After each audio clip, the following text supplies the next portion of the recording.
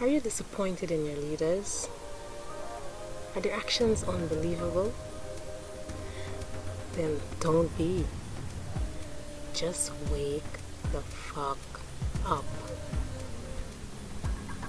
Believing isn't gonna help you, but knowing the facts will.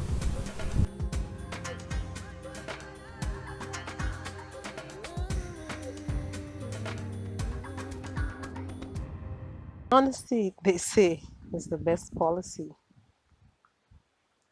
However, scheming and dishonesty are the two most prevalent human traits.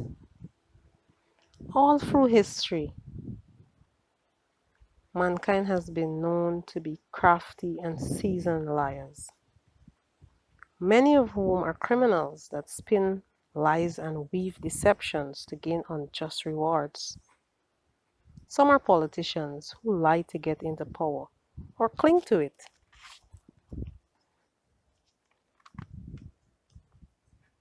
Sometimes people lie to inflate their image. People lie to cover up bad behaviors.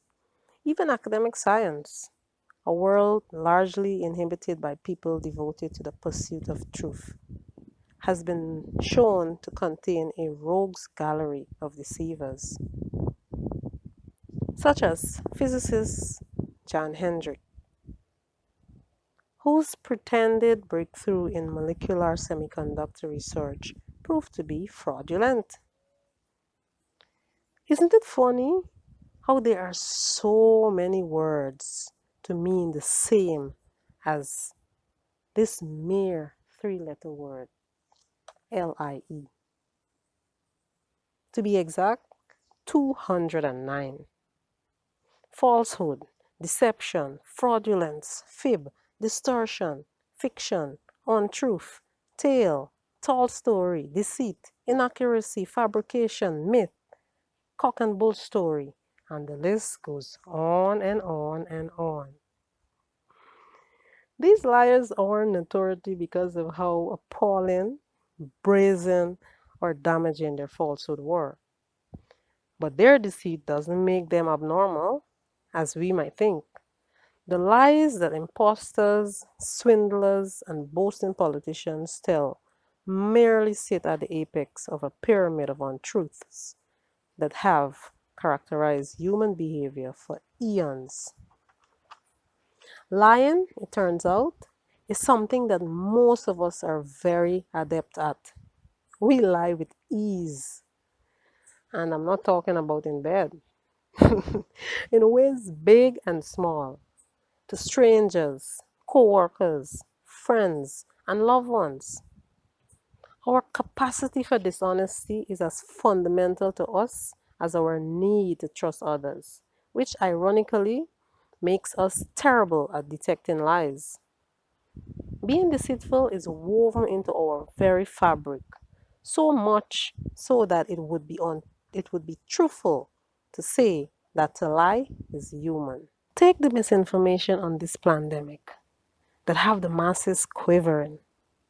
Wake up, ye passive men.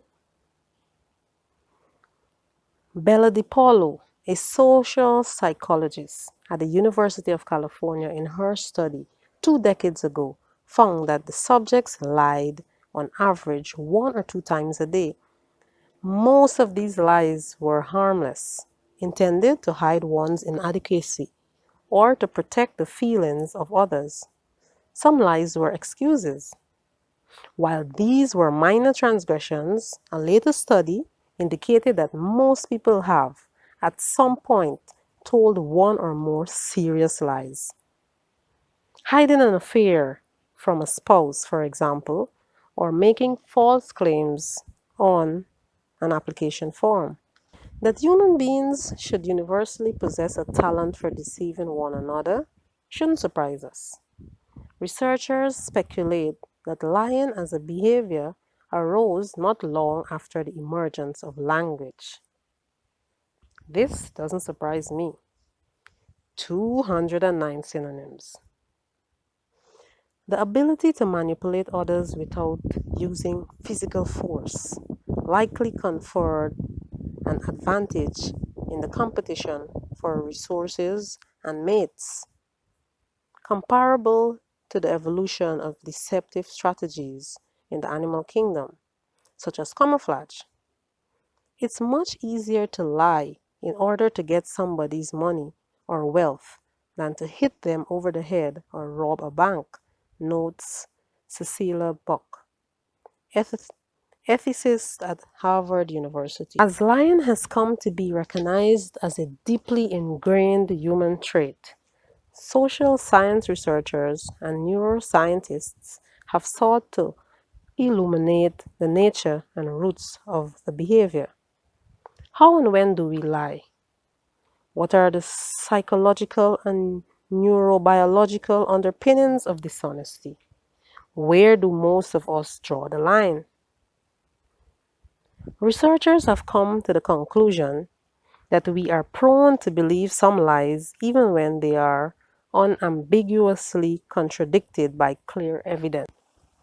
These tendencies for deceiving others and our vulnerability to being deceived are especially consequential in the age of social media. Our ability as a society, and even individuals, to separate truth from lies is under unprecedented threat. Why we lie?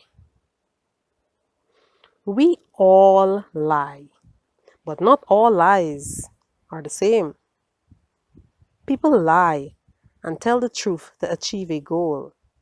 We lie if honesty won't work, says researcher Tim Levine. So we lie to protect ourselves. 22% lie to cover up a mistake or a misdeed. 14% to escape or evade other people. 16% lie to gain financial benefit. 16% lie to bring benefits beyond money. 8% to shape a positive image of ourselves. 5% to make people laugh. 5% also lie to help others. 4% to uphold social rules or avoid rudeness. 2% lie to hurt other people. 7% the motives are very unclear, even to themselves. And 2% are what we call pathological. They lie simply to ignore or to disregard reality. So, from these studies that were done, these are the percentages that were revealed. The truth comes naturally, says psychologist Bruno, but lying takes effort and a sharp, flexible mind. The truth comes naturally, but lying takes effort and a sharp, flexible mind. Lying is a part of the developmental process, like walking and talking. Children learn to lie between ages 2 and 5 and lie the most when they are testing their independence. Heard that? Children lie when their independence are being tested. So, from another study that was done, it shows that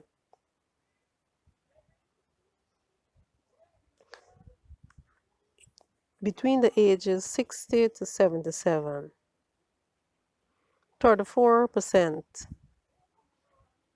tell less than 5 lies a day, and 10% of that age group tell more than 5 lies per day. Between the ages 45 to 59, 39% tell less than 5 lies a day, while 11% tell more than 5 lies.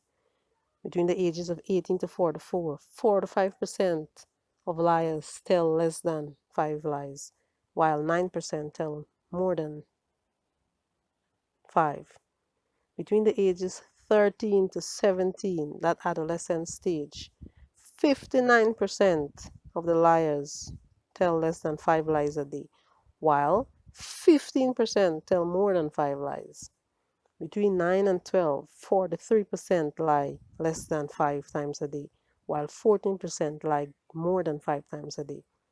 And between the ages 6 to 8, 29% lie less than 5 times, while 7% lie more than 5 times a day. Okay? Now, while parents often find their children's lies troubling, for they signal the beginning of a loss of innocence, Canley, a psychologist at the University of Toronto, sees the emergence of the behavior in toddler as a reassuring sign that their cognitive growth is on track. So parents, if you have a truth teller, you also have a late bloomer. Beware. Kids also get better at lying as they age.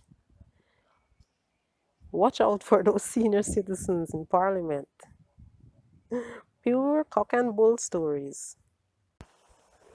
What drives this increase in lying sophistication is the development of a child's ability to put himself or herself in someone else's shoes, known as theory of mind.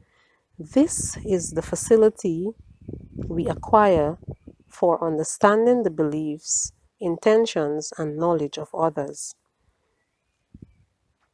According to Ariely, in his study, the reason that most of us don't lie all the way is that we want to see ourselves as honest, because we have, to some degree, internalized honesty as a value taught to us by society, which is why, unless one is a sociopath, most of us place limits on how much we are willing to lie because of social norms.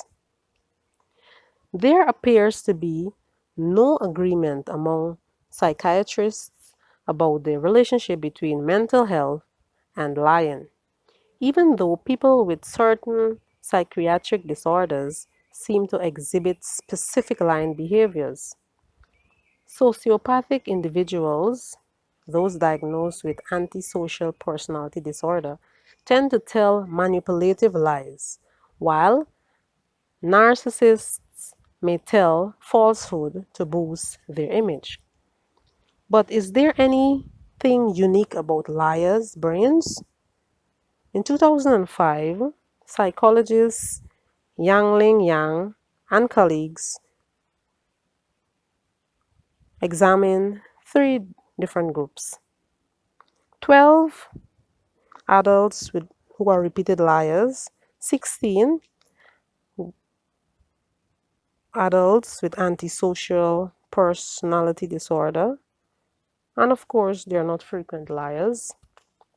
And the last group contained 21, 21 adults who are not repeated liar, nor do they have the antisocial personality disorder. From the research, they found liars had 20% more neural fiber by volume in their prefrontal cortices, suggesting that habitual liars have greater connectivity within their brains.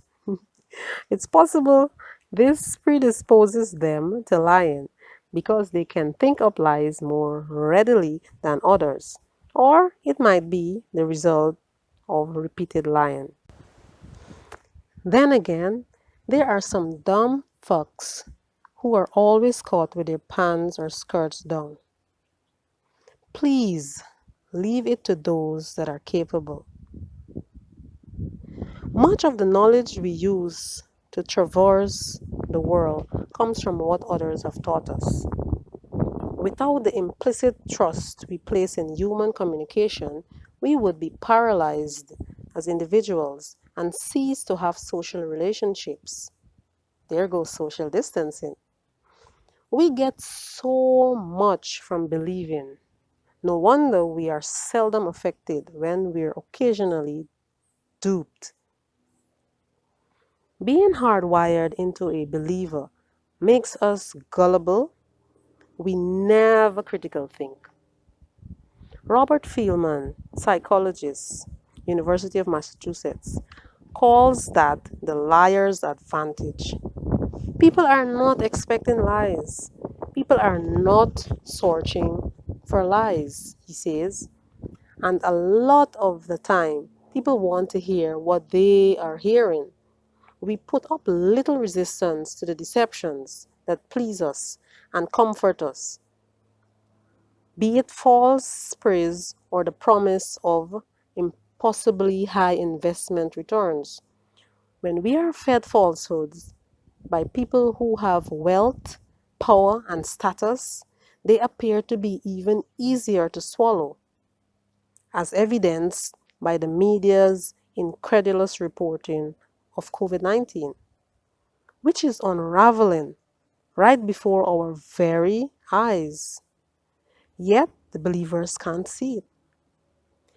People assess the evidence presented to them through a framework of pre-existing beliefs and prejudices, says George Lakoff, a cognitive linguist at the University of California. If a fact comes in that doesn't fit into your frame, you'll either not notice it, or ignore it, or ridicule it, or be puzzled by it, or attack it if it's threatening. What then might be the best way to stop this untruth in our lives? Please leave a comment below. Technology has opened up a new frontier for deceit, adding a 21st century twist to the age-old conflict between our lying and trusting ourselves.